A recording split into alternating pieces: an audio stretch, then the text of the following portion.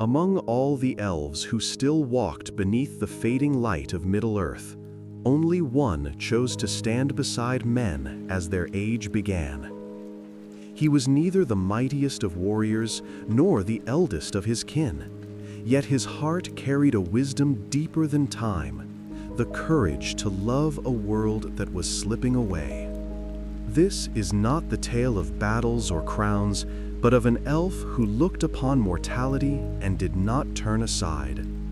It is the story of Legolas Greenleaf, the prince who bridged the twilight and the dawn, and why no other could have taken his place. Before we continue further, if you could take a moment to like this video and subscribe to the channel, it would mean the world and help us share more tales of Arda. Now, let's return to the story. Chapter 1: The Fading of the Firstborn. The light of the elves was dimming. In that fading light, among all the immortal, there was one who did not turn away from the world, one who still looked upon its shadows and sought not escape but understanding. His name was Legolas Greenleaf, son of Thranduil, prince of the Woodland Realm. He was born in a forest that had once known laughter and sunlight, long before shadow crept from Dol Guldur and blackened its heart. There, his father had raised halls beneath the trees, woven with gold and guarded by pride. Thranduil's gaze was ever backward, toward the glories of Doriath, the hidden realm of his youth, long drowned in ruin. But Legolas was of a different heart. The memory of the ancient light still lived in him, yet it was mingled with curiosity, a longing not only for what was lost, but for what might yet come. He would wander the forest paths alone, listening to the voices of the trees. They spoke to him of patience and pain, of the creeping darkness in the south, and of men, strange, fleeting, fierce, whose fires flickered beyond the river. Many elves dismissed men as wayward children, bound to break what they touched. But Legolas would pause at their distant campfires and watch in silence. What must it be, he once thought, to live in so brief a flame, to love knowing the light will fade? He could not name the feeling that stirred in him, a quiet ache, a fascination with mortality's courage. Perhaps it was pity, perhaps envy, but it was the beginning of something that set him apart. In him, the old pride of the firstborn was tempered by wonder. The world did not belong to him, yet he loved it all the same. And when the shadow grew again, and word came to Thranduil's halls of strange tidings, a creature escaped, a council summoned, a ring found, it was Legolas who was sent forth. Not as a warrior alone, not as a messenger merely, but as the eyes of a world that still wished to see. Chapter 2: The Prince Who Looked East. The path to Imladris was long and perilous, yet to Legolas it was like stepping through a dream of ages.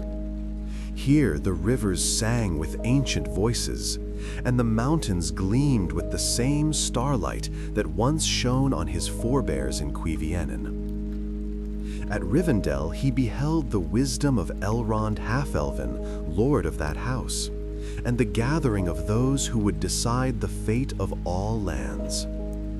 There were men and dwarves, and even the halflings of legend, a small folk he had never seen, whose courage would soon surpass them all. Among the gathered elves, there might have stood Glorfindel, mighty among the Eldar, reborn from the grace of Valinor, or one of Elrond's own sons, swift and noble. Yet when the choice was made, it was Legolas who would stand for his kindred in the Fellowship of the Ring. Why? Because strength of arms was not what was needed. Elrond had seen the pride of his people, the fading of joy into memory, the weariness that turned even wisdom to sorrow. But in Legolas, he glimpsed something rare, a spirit still unburdened by regret, still willing to learn from those unlike himself. And so, the Prince of the Woodland Realm was chosen, not for the sharpness of his arrows, but for the openness of his heart. When the fellowship set forth, Legolas was silent, light of step, and ever watchful. He spoke little, but in his gaze there was always a searching, not of the road ahead, but of the hearts beside him. He saw in Aragorn, the Ranger of the North, a quiet strength that reminded him of the great kings of old, yet human, flawed, mortal. He saw in Frodo, the halfling, a gentleness that no power could corrupt. And he saw in Gimli, the dwarf of Erebor, a stubborn pride that mirrored his own people's reflection in stone. At first, he looked upon Gimli with disdain. "Long have my people suffered from the greed of yours," he said once when tempers ran high. Gimli scowled. Then perhaps it is time that wound was healed. It was not the kind of answer Legolas expected. Yet something in it lingered, a spark of defiance, a courage he could not deny.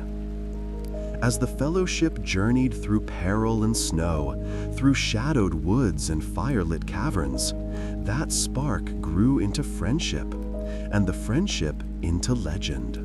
Chapter 3: The Shadow and the Fellowship. Moria. Even now, the name carries a weight of stone and sorrow. Beneath the mountains they walked in darkness, their path lit only by Gandalf's staff and the pale glow of elven eyes.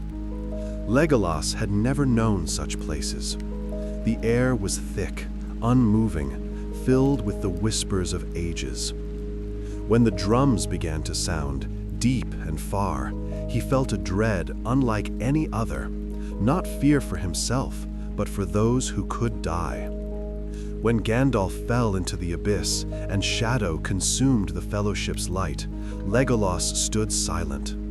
He felt the ancient grief of his people echo in that moment. Another light gone out, another hope broken. But when Frodo wept, when Gimli struck the stones in rage, it was Legolas who turned his gaze upward. "We must move," he said softly. "The air grows dark with their mourning."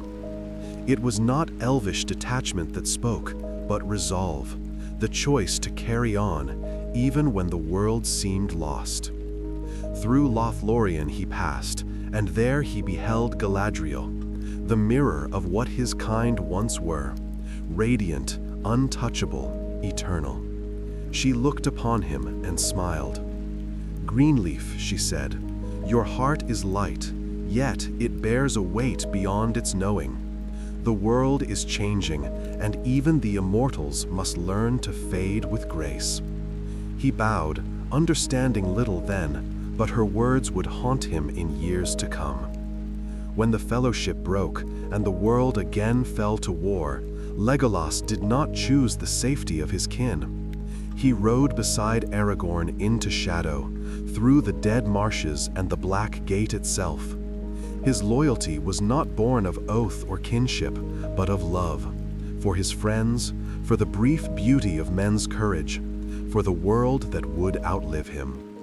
And when he fought upon the fields of Pelennor and at the gates of Mordor, the wind carried not only his arrows, but the last song of his people's valor. Chapter 4: The Friendship that Healed Ages. After the war, when the ring was gone and the world was remade, Legolas stood beside Gimli upon the walls of Minas Tirith. The wind from the west was soft and salt-laden, and both were silent a long time. At last the dwarf spoke. "So it ends." Legolas smiled faintly. "So it begins." Their friendship had defied history itself, a bond between elf and dwarf, forged not of convenience, but of choice. Together they had walked through death and despair, and in each had found what their peoples had forgotten: humility and respect. They journeyed then into Fangorn and Aglarond, each marveling at the wonders of the other's realm. And though the years passed swiftly for men, for them it was but a turning of seasons. Yet even immortality could not halt the pull of change. For Legolas began to hear it, the sea. Chapter 5: The Sea and the Silence. It began as a whisper, faint as the call of a distant gull. Then it grew, until every sound of wind and water awoke in him a yearning that no forest could soothe, the sea longing. When he stood upon the shores of Pelargir, and the tide broke white beneath the moon, he felt it pierce his heart. "Do you hear it?" he asked Gimli. The dwarf frowned. "Only the wind." Legolas smiled sadly. "Then it is not for you." He knew then that the time of the elves was ended. The world belonged to men, to their fleeting joys and sorrows, to the children of the dawn. His kind would fade, their songs growing fainter with each passing age. But he did not grieve. He had seen their courage, their compassion, their will to build anew. And so, when at last the king returned and the realm was healed, Legolas built his ship upon the river Anduin, its hull of silver-gray wood, light as the foam of the sea. When all his labors were done, he turned to Gimli. "Come with me," he said. The dwarf laughed, yet there was a tear in his eye. An elf inviting a dwarf to Valinor, the world will never believe it. "Let them wonder," said Legolas. And so they passed together into the west, beyond the reach of time, the last of the fellowship to depart, the last echo of friendship between immortal and mortal kind. Chapter 6: Legacy of the Last Elf.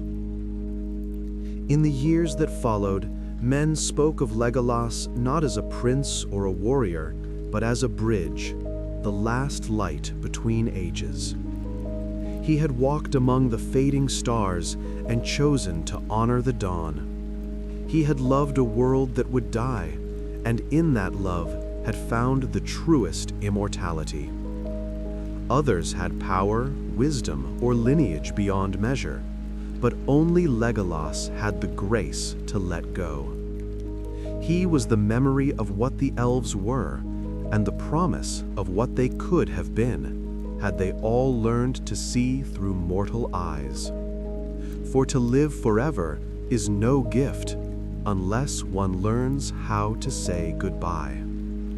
If you wish to walk further into the tales of Arda, like and subscribe to the channel, and let us journey again through the stories that shaped Middle-earth.